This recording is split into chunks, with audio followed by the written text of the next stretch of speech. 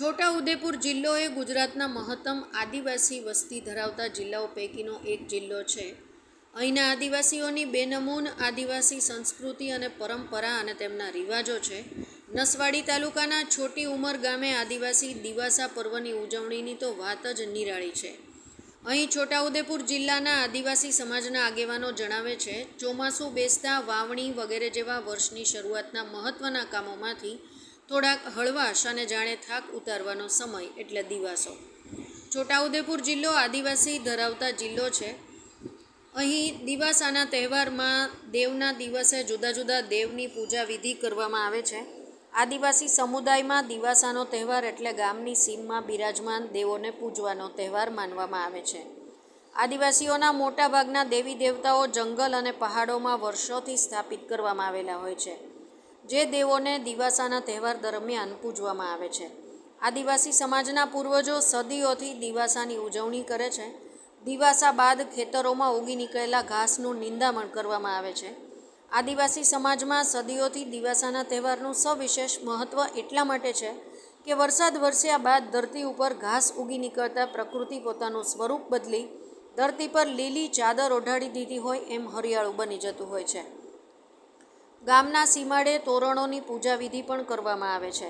ગામની સીમમાં ગામના લોકો ભેગા મળીને દેવપૂજન કરવા જતા હોય છે. આજે પણ જિલ્લાના ગ્રામ્ય વિસ્તારોમાં આ અનોખી પરંપરા જોવા મળી રહી છે. યુવતીઓ એક સરખા કપડાં પહેરીને નાચ ગાન કરે છે. મુકેશ પરમાર, રિપોર્ટર નસવાડી.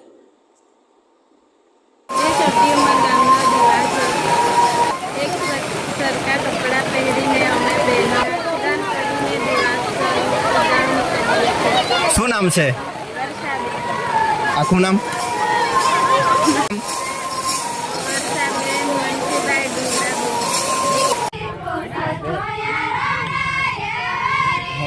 ના એ પિસાંગ